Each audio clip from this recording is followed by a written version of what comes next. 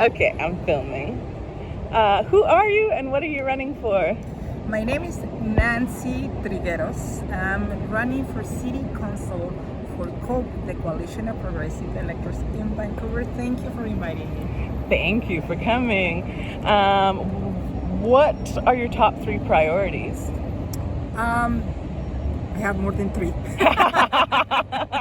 Well, if I have to select 3, will be to have to implement a rent control policy in the city. We need to protect people who are renting across, and this is the first election where actually the renters can decide what happened in the city. There are more, officially around 52% of people in the city are renters. Maybe they are even more, and people are scared, are really struggling to pay their rents, and they're being renovated, they're being bullied by landlords. The rate, which is the rental real estate investment trusts, are taking over the city, like these monsters with big, tentacles, and trying to grab everything that they see, rental. They're trying to squeeze rent out of people and increase more and more. So that would be one big one for us. Rent control, meaning to control, if you leave one apartment and you move to another one, the landlord can increase the next person as much as he wants. And that is basically fueling the interest of removing long-term tenants because they're paying little and maybe they can squeeze more. So let's just try to make their life impossible and move them. Right. So part of housing is kind of what you're saying is that the lack of that control, that percentage that it can go up every lease, is also contributing to housing and on top of construction needs, right? Of course, some people think that it is construction, that we need to construct more, simplify. And if it was the case, Vancouver would be, should be the cheapest place in North America, and it's the opposite. So that's an interesting perspective, because I've lived places with a better quality of life, just what a pint of milk and a block of cheese is worth, those sort of things. Like to get cheese here, it's like $10. Exactly. It's like Scandinavia, but they make, $40-something an hour, or kroners. Which takes me to my second priority, which is, I wish it was 40, but at least we need to have a $25 living wage. It is not possible that we have the inflation that we have right now in Canada, in Vancouver, that we see the prices of the food going crazy, and there's no stop, there's no ceiling on the prices, that the rents could increase whatever they want as well, and having our minimum wage as it is and not making any effort to increase it. And a lot of people are going to tell you, that's not a municipal policy, that's a provincial. True. Hello, but one thing I have to remind you, that one of the roles of council members is to be an advocate for people. And you're supposed to be sitting in the provincial government guiding things. So it's not, I've heard a lot of passing the buck, no, that's provincial, no, that's federal. But it's just really lazy, and it's, for me, it's really like typical passive aggressive Canadian, I'm sorry to say, like just like, oh yeah, I'll look into that, or oh yeah, that's a good idea, and just never address the issue. Or just tell you, there's not enough jurisdiction. Hello, advocacy has no jurisdiction. Advocacy for the better living conditions of people here in the city does not have jurisdiction, and we could use any influence that we have to mobilize that, to mobilize people, and to find creative ways. The same thing happens with as I mentioned to you when we were talking, we were the ones who put the motion forward for vacancy control in SRO hotels. Yes. And obviously this in support of many organizations that have worked for years in the downtown east side. And so, but in order to get that motion passed, again, we have to jump the people that are like, that's not our jurisdiction. And secondly, mobilize people and then pressure. And so you should have seen so many people that show up, so many that write letters, and COPE is a movement party, and so therefore we needed to mobilize people to be there and to support Jean Swanson, who's putting the yeah, Jean's pretty cool. Yeah, maybe you could speak more about your party, because I didn't go by party, I didn't go by picture, I didn't go by person, I didn't go by color to pick my candidates. It was on words and spoken words on the videos. And then I noticed in a post like yesterday of the pins of everyone in the COPE party, and I realized that I had put all of those candidates from school, council to school board. Yes. I had picked every single COPE candidate. So tell me a bit about COPE and like what your experience has been with this party, because it's doing something good if I chose that many of you, because it's like 10 of you or something. Yes. Yeah. So no, well, I mean, for council we're 4 candidates. Yes. But like and in total, in total we are, and so well. What I can tell you from COPE, and then maybe we'll come back up my third priority. Wow. Stay supply. Oh, right, We'll come back because that's a very, very tough topic. So what we need to do, COPE to start with, was funded in 1968 by most of the unions on that time, that they thought that they needed to have a working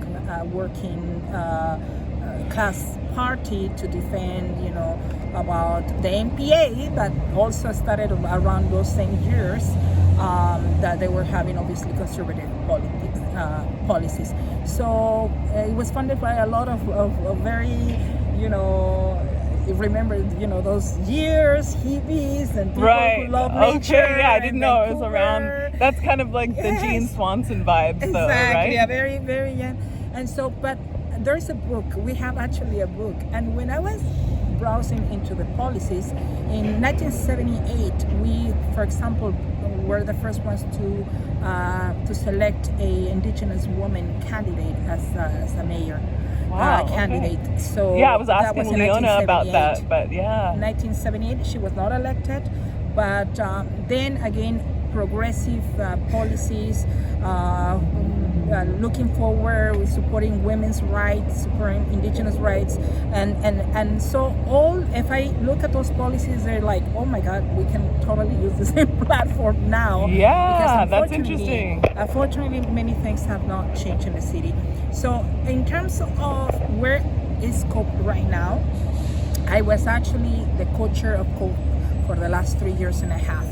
And so I'm very proud to tell you that COPE is a movement party, a real movement party. So when I was elected, it was at the same time that Jean Swanson got elected, finally. She's been a homelessness advocate for years and years. Yeah, just looking into her a little bit, I'm like, wow. I know, for 40 plus years.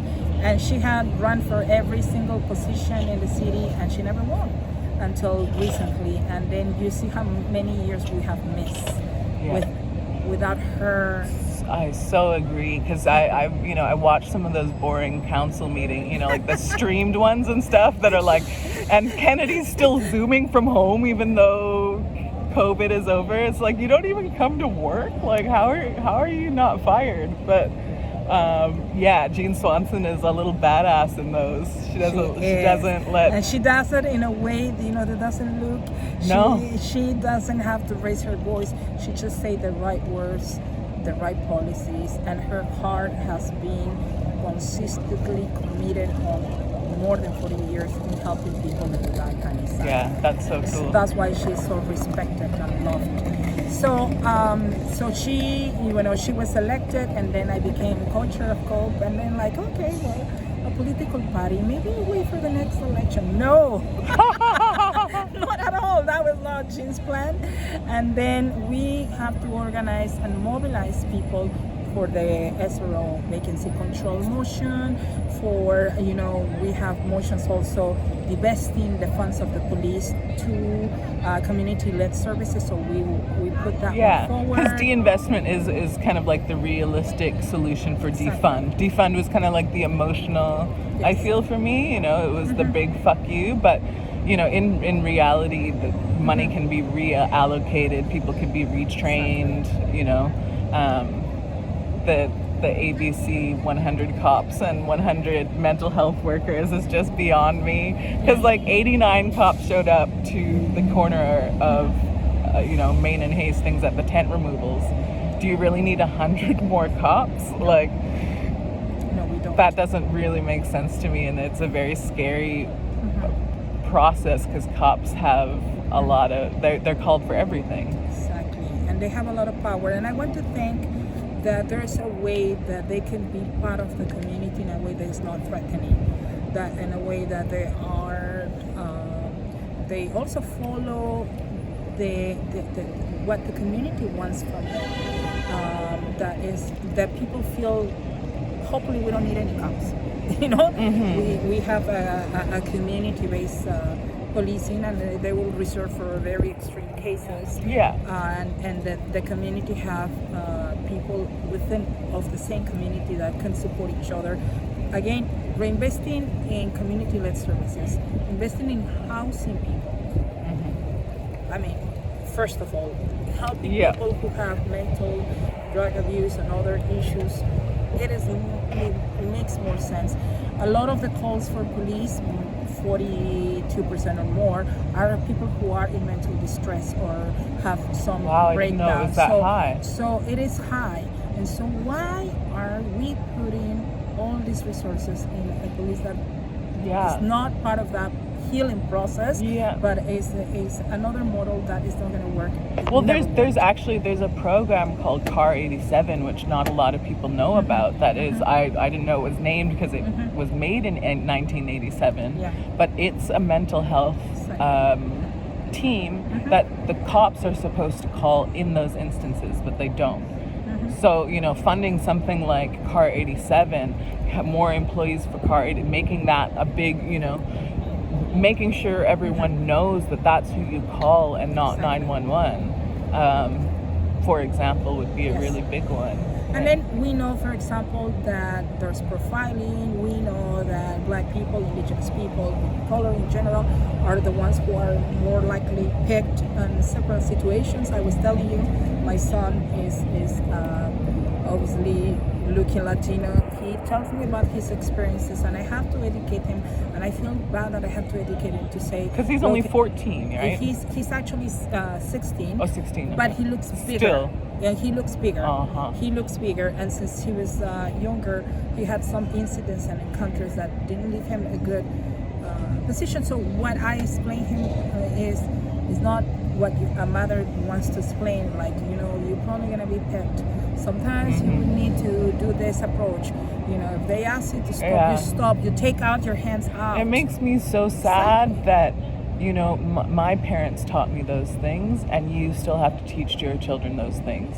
Because me, as a grown woman, I basically walk with my hands up through Shoppers Drug Mart. I don't put my hands in my pocket. I put my bag behind me. I make sure there's no chance that, and I'm a grown woman. Like, I'm not trying to. But you know what is heartbroken too? To explain my son that he doesn't. In his mind, everything is good, that he's a Canadian as well. I remember that feeling too. So it's like, Mom, why? It's not as you think, it's not as bad, And like, baby, this could happen to you. And it happened when he was younger. And I say, it's a reality of things. Until we re-educate or police have another kind of training. Well, there's some parties that want police in schools. We don't want police in schools. Like that, We definitely don't want police. Where I was present during, Barb Parrott was, she put forward motions to take police out of schools, and we were there supporting. About, and we listened to the cases of how once a child have something in the school, and then sometimes it would be better just to call the police, and the police would create a file. And then also a lot of the resources were sent to police because they were doing camps and they were doing these fun things for children. So what it is actually behind that is normalizing police in their lives.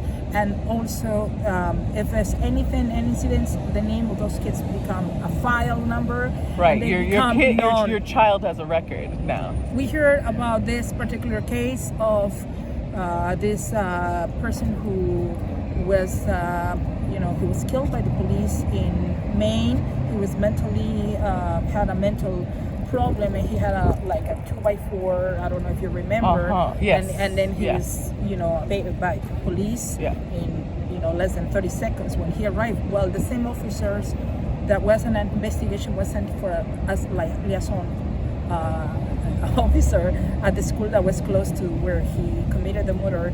And so a lot of the students were shocked that the same person that killed the neighbor, because they knew this person was also the same officer who was in the school.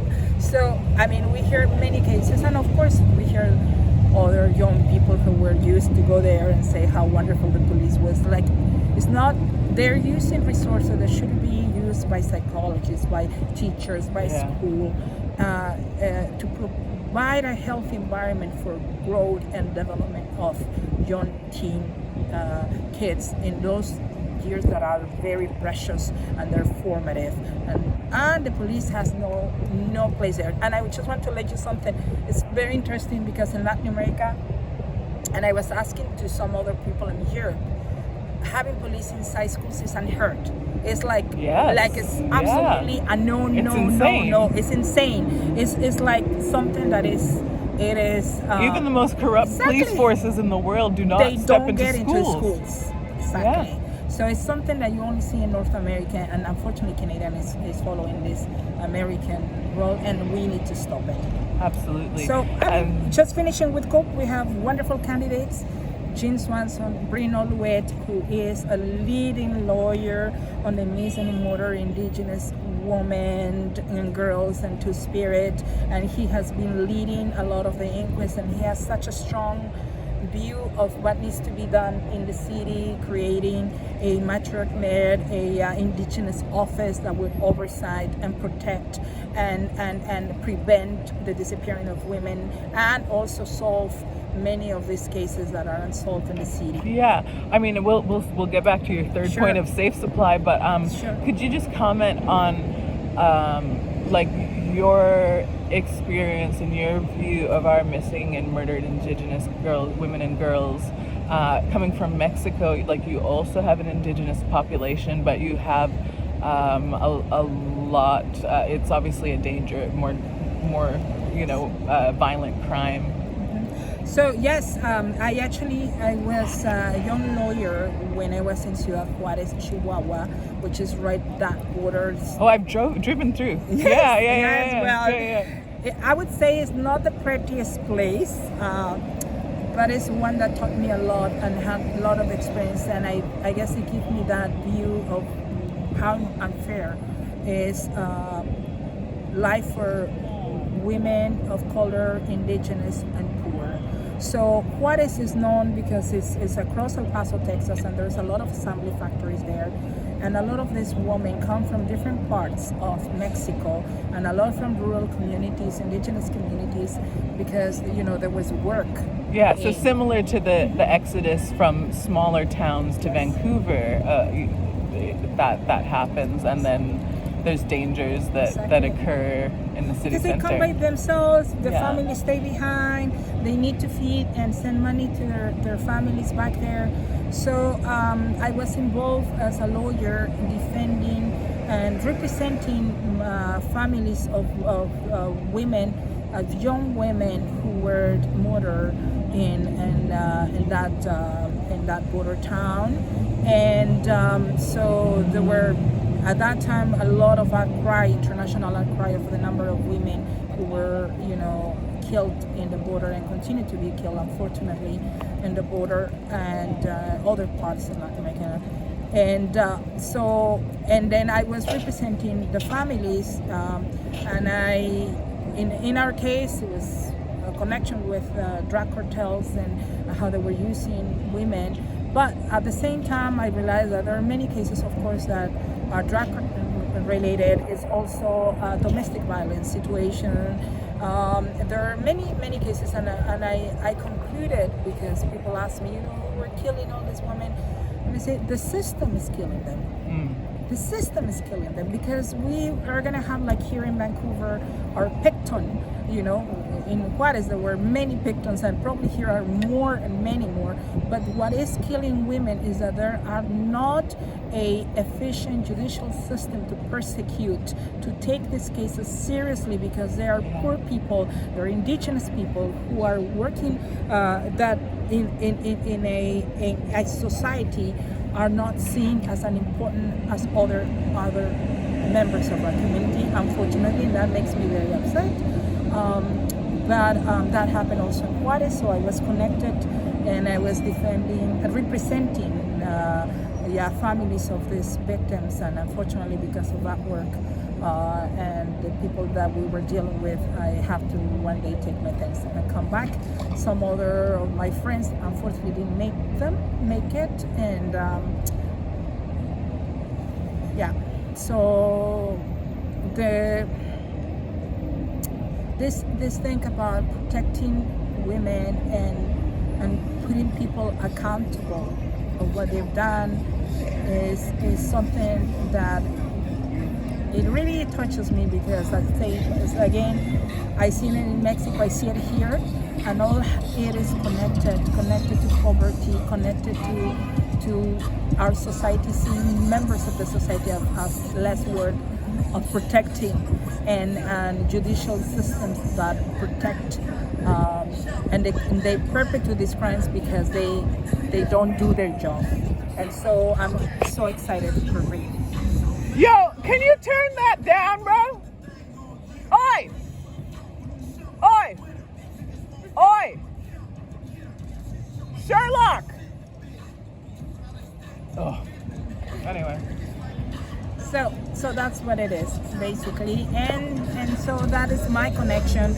That's why, in a way, I do understand that, having an indigenous-led office protecting women that are disappearing in Vancouver and finding justice for them is like crucial. And I'm so happy that Green already is doing that. And also, we are very lucky to have Tonya Webkin as well, as an indigenous woman who is also already working in downtown East Side, supporting housing, mental issues in the community. So, and Jane Swanson. So I think if you see, all our candidates are people who are grassroots people who have the heart in the place of supporting people in this community, and they all have experience in that. Yeah. Okay, so then back to Safe Supply, finally. And that I wish Tonya was here in Elgin, because they have worked extensively in that. But basically what we're saying, we are not going to criminalize people who have drug addictions, and that we need to provide safe supply for people, because this is a health issue. We should not see it as another way with a moralistic point of view, but we need to see it as a saving lives and providing people an option on life, because it doesn't matter. It's a very democratic tragedy. It's killing people in every level of our society, and everyone is suffering that. And this moralistic view about providing safe drugs needs to change. We need to save our young people. We need to go in deep and knowing, how we can prevent that in a serious way. So yes, we are also very committed to that. Amazing. Okay, I'll wrap that up. You've done all the things. You answered more questions than I had. Your name, your party, and how we can find you online. So, COPE, the Coalition of Progressive Electors, Nancy Trigueros.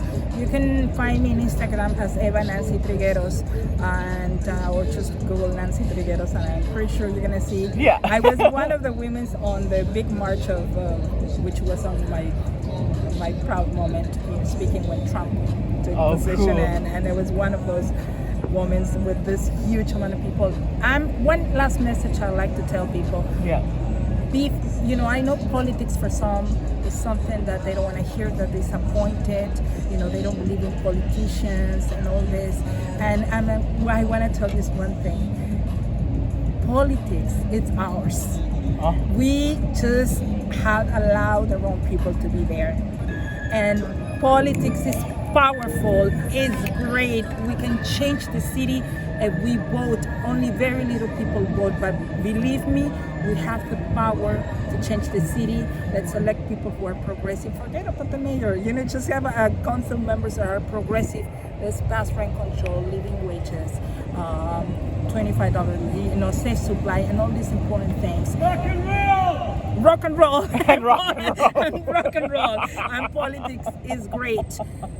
Don't let them disappoint you. Don't let the status quo is interested that you don't participate. But the activists, the people in the streets want you to be casting your vote this October 15th. Yes. Thank you so much, Nancy. Yay.